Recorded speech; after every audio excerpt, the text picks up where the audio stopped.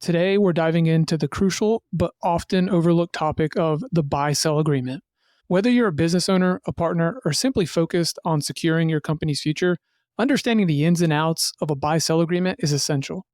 We're excited to be joined by Shawn Garrett, the founding attorney of Garrett PLLC, based out of Charlotte, North Carolina.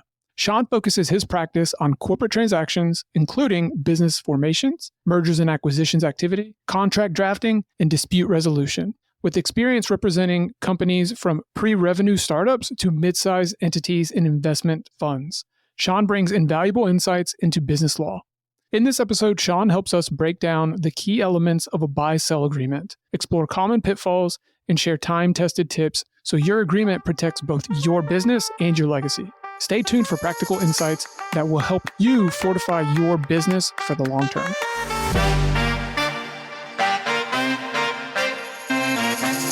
Welcome to Financial Fortitude, a podcast for high earners, families, and business owners. We're your hosts, Michael Acosta and Brady Hemmerly. Each week, we bring purpose-driven financial guidance to you so you can be assured you're on the right path. If you're looking to become an extraordinary wealth builder, let's dive in. Thank you, Shawn, for being with us today. We're super excited to dive into the topic at hand, which I think is very pertinent to a lot of our listeners because a lot of the people that we work with are business owners. And so we know and we understand, being professionals of financial services and just law in general, that it's important to cover your bases. And that's where buy-sell agreement can really come into play. And we know just enough to be dangerous in this realm. And so that's where we will refer to you as someone with experience in this area to be able to provide some guidance. So why don't you go ahead and introduce yourself and give our listeners a little bit of insights into who you are and how long you've been practicing law. Yeah.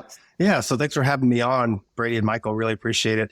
My name is Shawn Garrett. I started Garrett PLLC about 3 years ago. I've been practicing law since 2016. So if you're listening to this a long time in the future, at this point, it's 8 years. I think buy-sell agreements are extremely important when you have a business that doesn't have a properly drafted operating agreement or something that really denotes what happens if anything were to happen to an owner.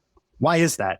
Typically in North Carolina law is going to control, and I really should say I am an attorney, but I'm not your attorney. And so everything that we're going to be discussing today is my opinion. It's supposed to be used for entertainment purposes, and it does not constitute legal advice. So with that out of the way, the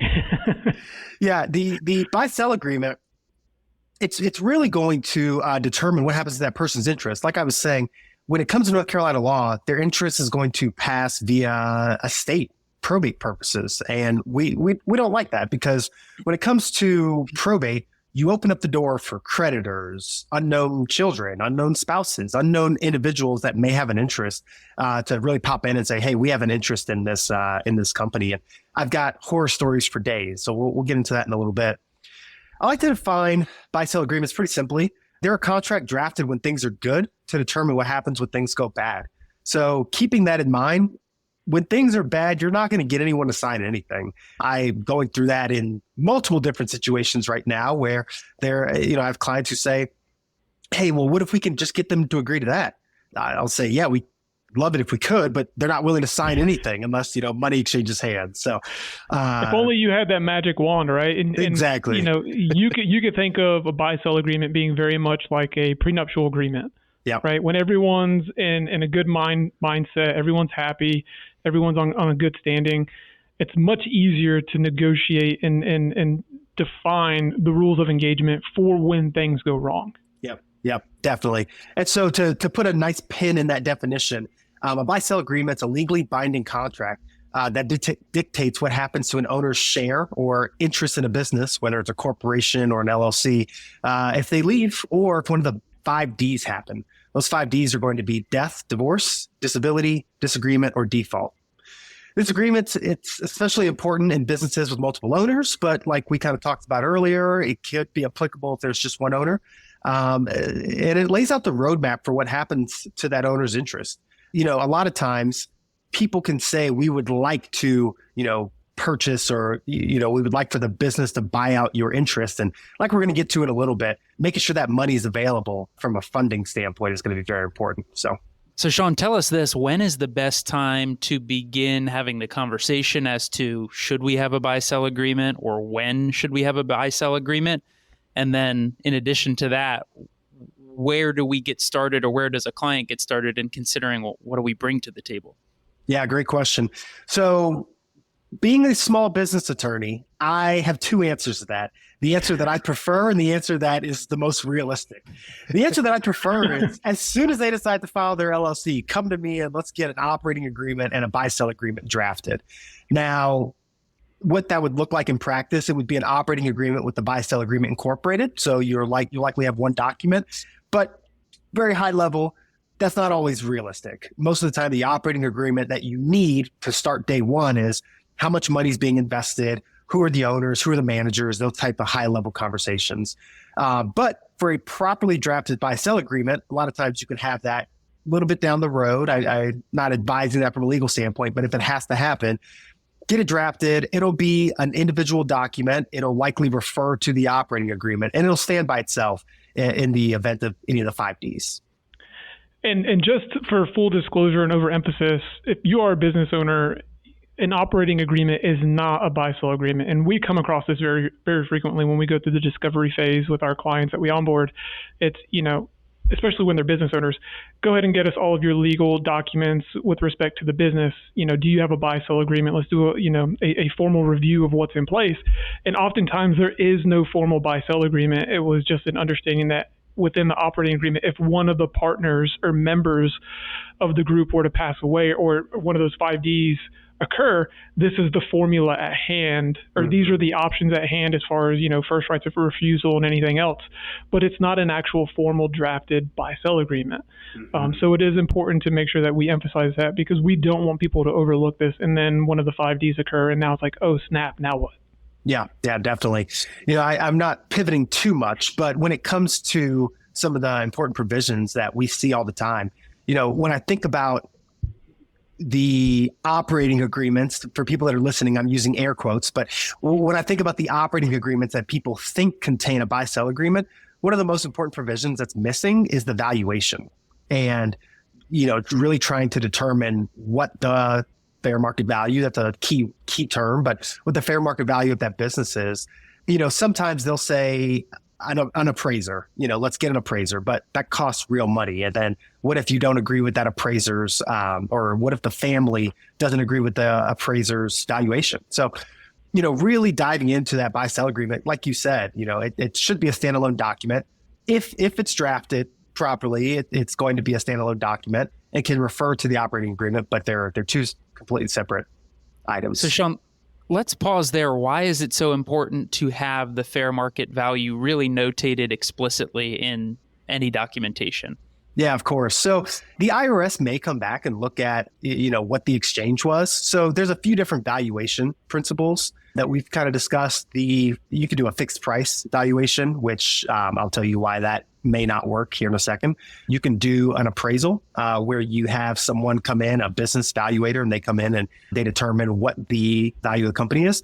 Or you could do some type of formula that is already incorporated into the agreement, some type of multiples of earnings or revenue or something along those lines, but we won't go too deep into those. But to that point, if you're trying to transfer, let's take Sam's Club, for example. Which that's probably not a good example because it's a public company. It's hard to think about private companies. So let's pretend that Sam's Club's private. So let's say you're trying to transfer Sam's Club for $1,000 from the owner to his kids.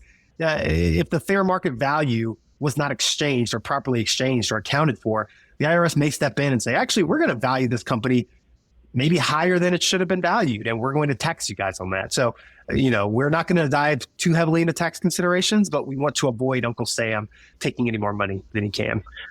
Well, and I would like to add, and this is something that we offer for all of our clients or even prospective clients, is, an informal fair market valuation, business equity valuation, running 3 different scenarios and outputs. So that, that's a conversation for a different day. But it's important to have that valuation, in my opinion, just to add, because it at least gives you a baseline of understanding all the parties involved of what's really at stake for better or for worse, right? For businesses that are profitable and that are growing over time, having that valuation of where you started at least gives you an index or a benchmark so you can see the progression that you've made. most business owners start their business not because it's just a hobby, but because it's a passion, and they want to be able to leverage the success of that business for their personal gain, for their personal balance sheet. As weird as that sounds, because as business owners, you offer a service to be able to help other people. That's the rewarding part of it. But also, there are hours that go into operating and servicing and trying to build out the business itself to where you would like to get a return on that investment in some form or capacity, right? I think we can all agree on that as business owners.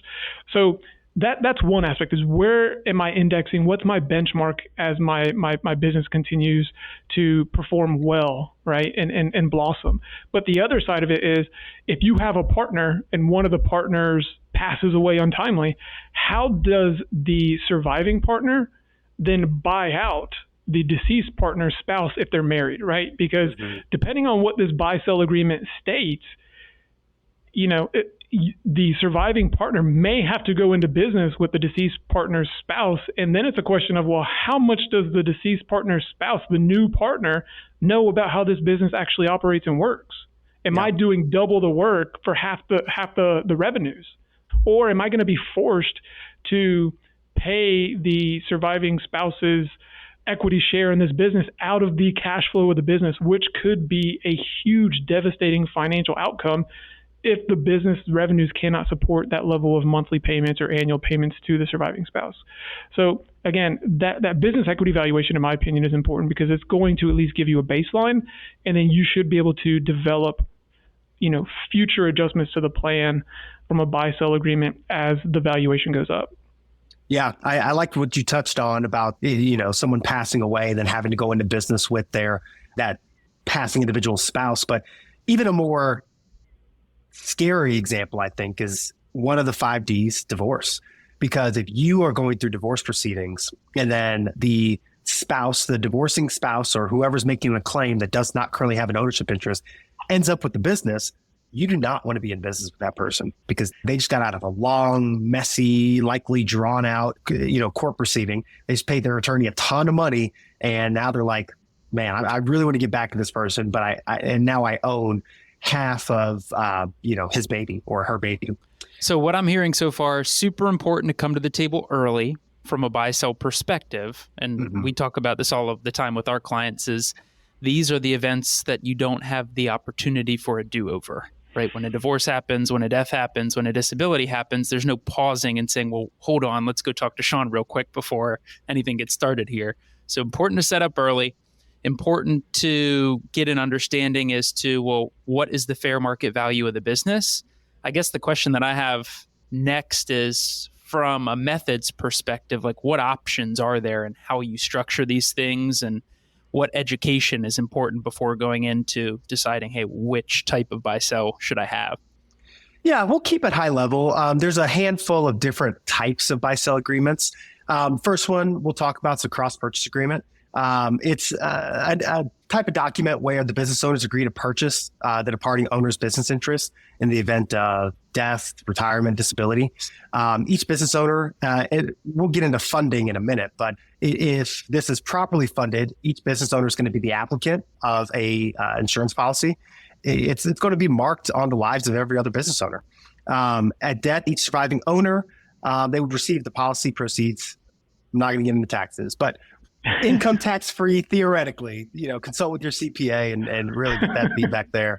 And then each surviving owner uses the proceeds to pay the deceased owner's estate. In return, the estate transfers the pro rata portion of the deceased owner's business interest either to the entity or to the owners who equally as they paid for their portion. So the result is that the estate's non-liquid business interest is transformed into cash. In my eyes, that's a great situation for the estate who just lost maybe their primary breadwinner, whoever, was really helping them pay for their day-to-day expenses, and they have actual cash in hand to move forward.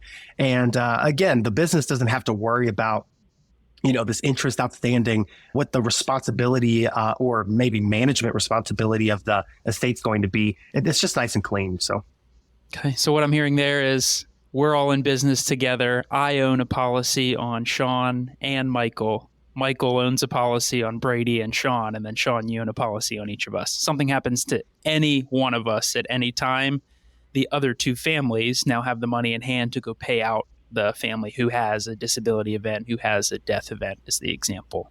Yep, definitely.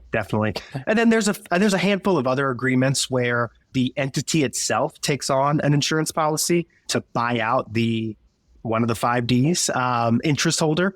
And I like those as well because it adds a lot of flexibility with where the finances come from when it comes to actually paying those premiums. Maybe the business is in a better position to pay those premiums. And then once the shares transfer back to the entity, then the owners can approach the entity and, follow whatever their operating agreement says to try to buy those interests if they want to. So I think that's another solid option as well. And I would say there's probably a time and place where the entity purchase route makes more sense, especially if there's a large number of partners, right? Mm-hmm. Because the formula for figuring out how many policies should be owned by each partner on each member can get very hairy very quickly as you start to go from 3 to 5, 5 to 7, 7 to 10 different partners in a business. So, this is where working with a trusted financial representative and a trusted attorney who specializes on the business side of things is going to be fruitful, or has the potential to be fruitful for business owners, just because, it may not be your unique ability or skill set to be able to go and navigate that yourself. And I imagine that there's a time and place when to use automated online DIY type law services, just like there is when it comes to financial services. I couldn't agree more. Once you have more than one owner, I would say the DIY pretty much goes out the window. Well, like you were, really referencing, a lot of people ask, at how many owners does each agreement make sense? And I would say, kind of like you said, with the cross-purchase agreement, no more than 3. I'd like 2 to 3 members or owners, whether they're shareholders or LLC interest holders for that type of agreement. But then, when it comes to the entity purchasing, if you have different levels of stock, if you have different levels of ownership interest, if you just have, too many, 4 plus, let's get the entity involved to really handle a lot of that, the facilitation of that transfer. So Shawn, at this point, we've talked about what a buy-sell agreement is, mm-hmm. How do they work and function and operate, as well as where does it make sense to establish one, and, size of overall business partnership. I mentioned this early on. A lot of the times when we sit down with business owners, we will identify and uncover that, hey, you might have just an operating agreement. You might have an operating agreement along with a buy-sell agreement, which is awesome. You're ahead of the game, ahead of the curve. Yeah. But there's no funding. And the funding is the most important piece aside from the agreement itself, mm-hmm. because what's the instructions of an agreement without the funds or capital available to actually execute it?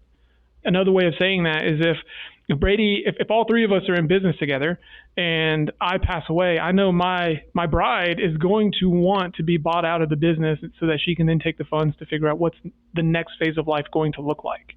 Yeah. And if the mechanism's not there for you guys to buy her out, well, that could become problematic for the business, right? Especially if I were to become disabled or pass away. So how often when you're reviewing an existing buy-sell agreement or drafting one in, are you confirming that there is funding tied to the buy-sell agreement and that you're not just setting up the agreement with no funding tied to it? Yeah, each and every time. I'll answer that question first. Whenever I am having the conversation regarding buyouts or what happens with the passing owner, one of the 5Ds, I always ask, and I tell the story. I say, what happens if today this business is worth $1,000? You could write a $500 check and you could be done with that. But what happens next year when this business is worth $10,000? Okay, maybe you can write a $5,000 check. What happens, 10 years down the road when it's worth $10 million? Well, if you guys have been reinvesting revenue and you've been reinvesting all your money back into the business, you may not have a $5 million check to stroke and write to the estate or the spouse or whoever it may be. So, really keeping the long term in mind. And I think that's why a lot of attorneys may do this, but I feel like I kind of come in more on the entrepreneur side and really side from an entrepreneur mindset. And I tell them, let's dream about your business. I know today you may just be starting an LLC, but where do you want to be? And if they say, I want my revenue to be at 10 million, I say, well, then let's prepare all your documents, including your buy-sell agreement. Keep that in mind.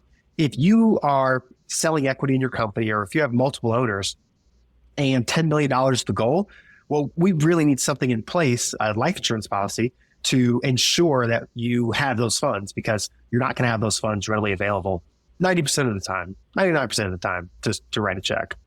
As to your second question, it gets a little tricky to answer how many times they've been unfunded, because most of the time, if I draft one, I'm introducing them to a financial planner so that can be done. On the flip side, I'd say 50% of the time when I'm drafting these, I'm having an introduction or I'm being introduced to a client by a financial planner in the conversations of funding this. So I would say that the majority of my clients, they have either heard about buy-sell agreements or they've heard about these funding requirements, and they at least have the conversation at the forefront of their mind.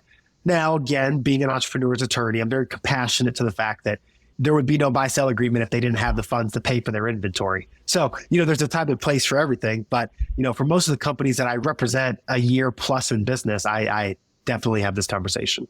And from a funding mechanism standpoint, if a disability were to occur, that's where disability buyout could come into play from an insurability perspective. And then on the life insurance side, there's different types of life insurance that could be utilized, and that's a different conversation for a different day. But just understanding that there will likely need to be some sort of underwriting and application submitted by each party, each member. And that could even become a hairy situation if you have one partner who's very healthy, meaning that the cost of the coverage is going to be very low, respectively. And then the other partner who might be unhealthy could have a lot higher cost of coverage. So, just working through those imbalances and hurdles along the way. So, Shawn, talk to us a little bit about maybe a time where you've been introduced to a situation where maybe the I's weren't dotted and the T's weren't crossed previously with when the business was established. And so you're getting introduced to a scenario or to a situation where there are a couple fires and now you're coming in and having to solve those issues or address those concerns. Yeah, I was introduced to two different clients, one in terms of a divorce and one in terms of the passing of the sole owner. Starting with the divorce, my client came to me, two owners in a business, and there was a divorce that was being contemplated for one of the owners. And the main concern was management. Ancillary from that was, Shawn, you're suggesting a ton of great options to buy out the other owner, but we don't have the funds for that. And so, I try not to rake my clients over the coals or beat a dead horse, but I really have the discussion at that point regarding if any other business you're involved in, gets to this point, or if you're forming a business, here's what a buy-sell agreement is. Let's get that resolved for all of your other entities moving forward. I represent quite a few serial entrepreneurs, and so they tend to have more than one business. But in this situation, a buy-sell agreement, especially for this entity, I believe it had been operating for 6 or 7 years at that point. And they just got so busy that, these things go by the wayside and they forget to revisit with their attorney when times are good, or their financial planner, the conversation regarding what happens to one of us. And to your point earlier, they probably had something in their operating agreement that said, you agree to buy me out if I pass away. But most people forget that divorce, because it's not something that people contemplate really ever. Most people aren't planning on getting divorced when they get married. And we talk about that in one of our previous episodes that we had on, the top 5 things you should do after saying I do. So if you haven't listened to that one yet, definitely go back and listen to it. But you're right. I mean, if it's not something that you're planning on happening, then what's the point of addressing it? And we harp very frequently on this podcast that, hey, you're building a financial fortress. You need to establish your moat. Let's play a little bit of defense. Let's make sure our financial immune system is strong, whether it's on the personal balance sheet or business balance sheet. Yeah. So the risk there is that the business owner's ex steps in and is managing a piece of the business. Yeah, 100%. Because if there's no operating agreement, I cannot assume that, that they have any management documentation in place. And so the risk there is if the ownership interest transfers, what is their management rights? What is their management authority? So that is a concern. And of course, everyone's concerned about the monetary aspect. Now that spouse owns half, a properly drafted buy-sell agreement could have paid that spouse out and, relinquished any future interest that they have in the company. That's great. So let's talk about the premature passing case or scenario. Yeah. So when we were talking earlier about the number of owners that, really need to have a buy-sell agreement, this was a situation where there was one owner. There was one owner, passed away, and, unfortunately and unexpectedly, that left his family to handle the interest in his company as it was passing through probate. Now, in this family, we had his marital wife, most recently married wife, I guess I should say. And then we had kids from a prior marriage. And then we had another individual who had been working with the company for a while and was claiming an ownership interest, and really just trying to differentiate who has an interest and how you cooperate a company together when you're at odds with one another. And what ended up happening there, it's a sad story, but the company fizzled out and the company just couldn't operate because there was no agreement. Half of the parties were advising clients that there were no funds any longer, which you never want to tell a client. Half of the family members were advising, yeah, sure, we'll come out and we'll service your contract today. But the clients were just overwhelmed and replaced that entity with a new service provider. So a non-properly drafted buy-sell agreement caused that company to go out of business. So. Sure. Now, was that a concern or an issue from a funding mechanism, or more so just from the outline of responsibility in the event of an untimely death? I think that was all the above, because you have an entity that is profiting, but most of the money is removed right from the account and goes right into the business or goes to the owner as sole member. And from there, they take the business and they realize that there's profit. And so most of them want to continue operating the business, but there wasn't a cohesive mindset in how to move forward with the business. And so then you've got people who are hurt and disgruntled, and they're telling clients whatever they want to tell clients. There's no unification of thought or mindset. And there was really no document to point to say this is what's going to control. So I'm sure that one of the family members would have loved to have stepped up and said, I have enough money to buy you out.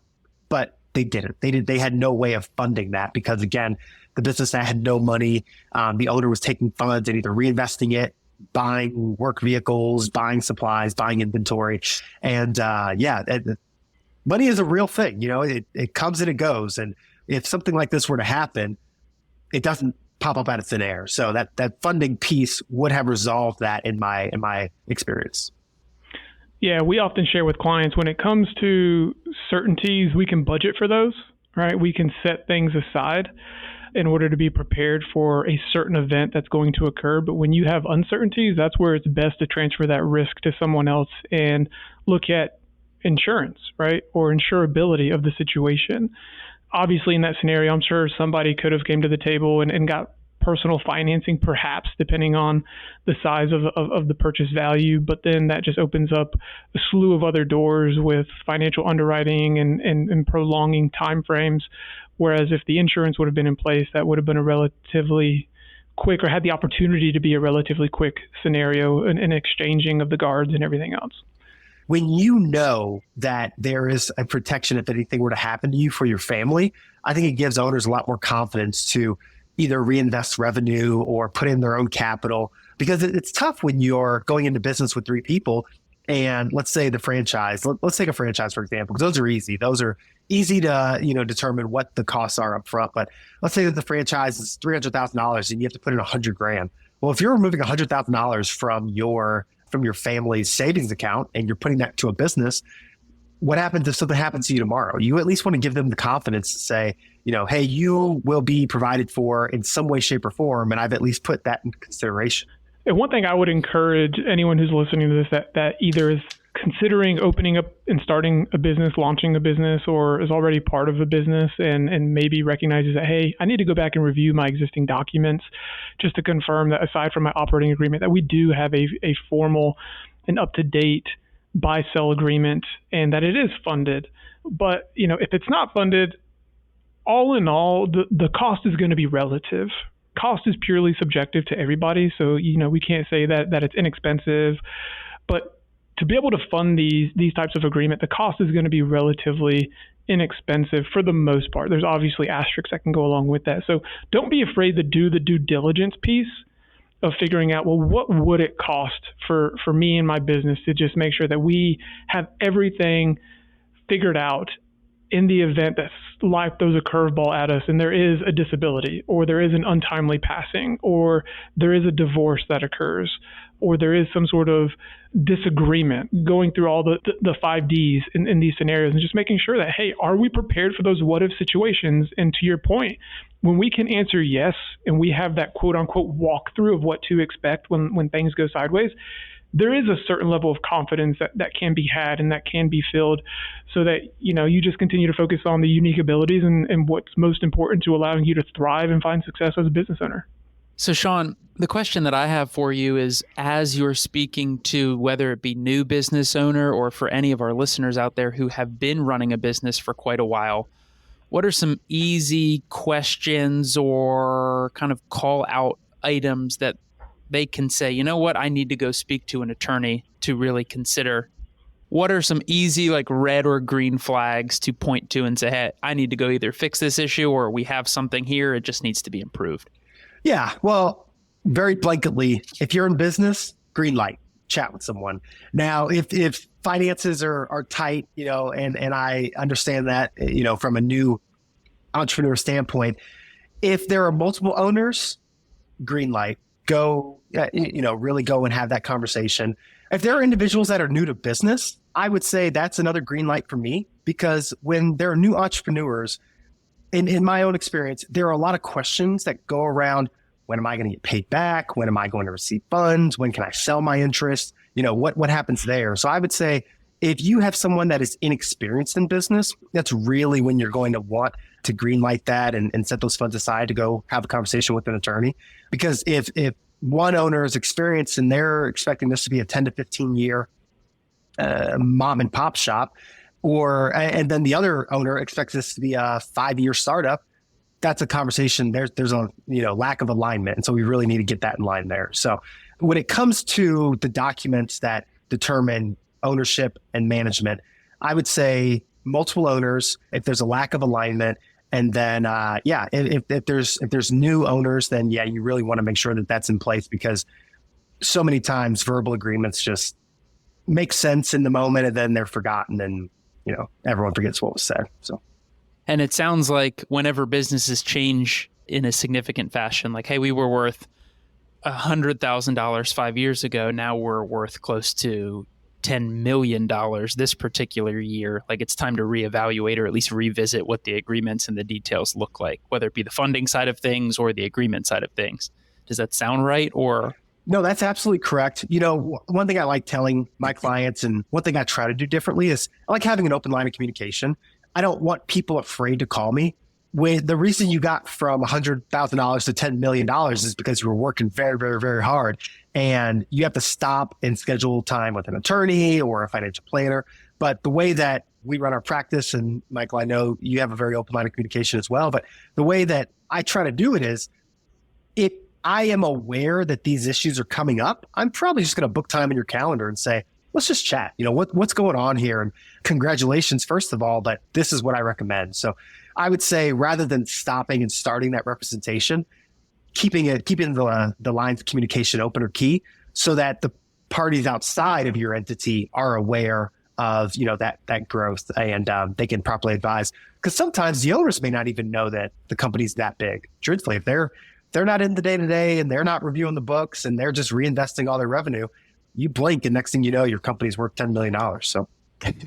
Right. And that's where working with a professional that is, you trust and have a good relationship with, is proactively planning on your behalf, right? But they can only proactively plan on your behalf if you're keeping them in the loop.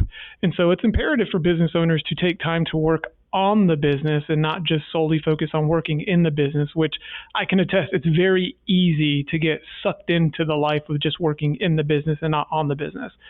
But that's where at least once a year, you're sitting down with your trusted advisors, whether it's an attorney, whether it's a financial advisor, whether it's a banker, whoever it might be, and just making sure you're walking through the successes and maybe some of the hurdles that might be in the way for the current year, and then what you're planning on for the next year, right? Which can be another conversation for another day, where we get into just planning, right? Goals, setting those out in advance and giving yourself ample time to start working towards them. Now, one last question I have before we wrap up and allow you to share with everyone where they can follow you, where they can contact you and learn more about your services and who you are as an individual.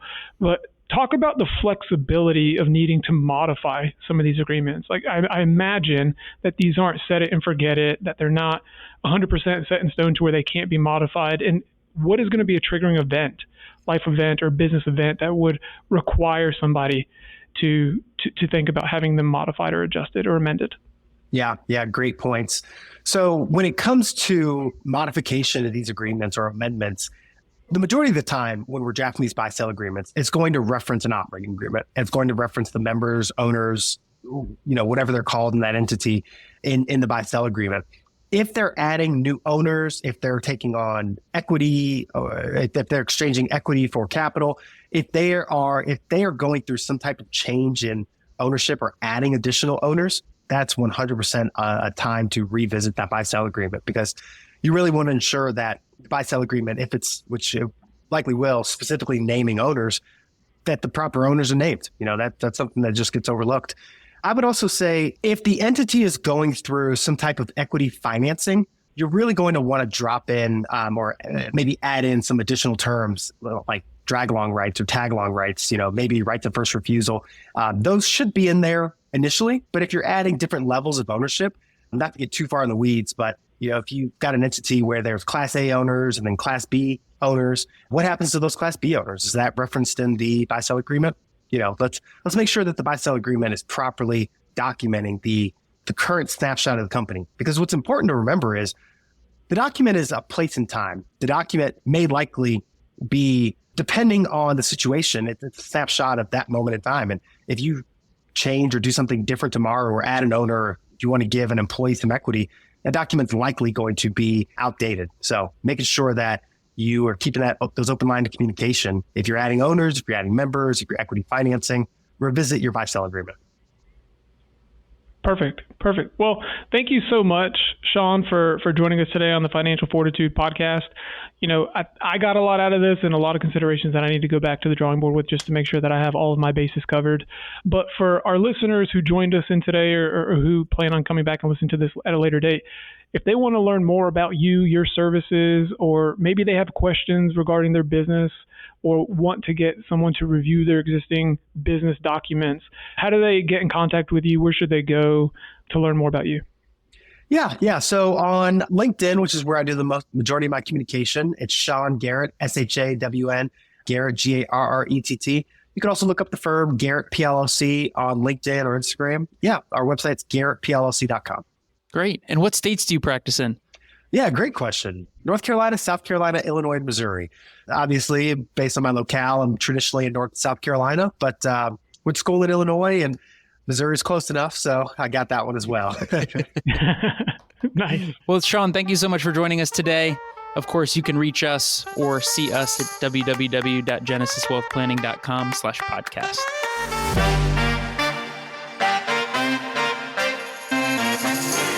Are you considering hiring a financial advisor? If so, be sure to listen to episode 1 of Financial Fortitude. In this episode, we discuss the reasons why many people choose to hire a financial advisor and highlight the key qualities you should look for in the financial professional you decide to work with. This podcast is for informational purposes only and is not to be construed as tax, legal, or investment advice. Although the information has been gathered from sources believed to be reliable, please note that individual situations can vary. Therefore, the information should be relied upon only when coordinated with individual professional advice. Guest speakers and their firms are not affiliated with or endorsed by Park Avenue Securities, Guardian, or Genesis Wealth Planning LLC, and opinions stated are their own. Guardian, its subsidiaries, agents, and employees do not provide tax, legal, or accounting advice. Consult your tax, legal, or accounting professional regarding your individual situation. All investments and investment strategies contain risk and may lose value. All scenarios and names mentioned herein are purely fictional and have been created solely for educational purposes. Any resemblance to existing situations, persons, or fictional characters is coincidental. The information presented should not be used as the basis for any specific investment advice. Michael Costa and Brady are registered representatives and financial advisors of Park Avenue Securities, LLC, PAS. Securities, products, and advisory services offered through Park Avenue Securities, member FINRA, SIPC. Financial representatives of the Guardian Life Insurance Company of America, Guardian, New York, New York. Park Avenue Securities is a wholly owned subsidiary of Guardian. Consolidated Planning Group, Inc. and Genesis Wealth Planning, LLC are not affiliates or subsidiaries of Park Avenue Securities or Guardian. Michael Acosta's California Insurance License Number 0M50974 and Brady Hammerly's California Insurance License Number 4353077. 6991809.4, expiration 1126.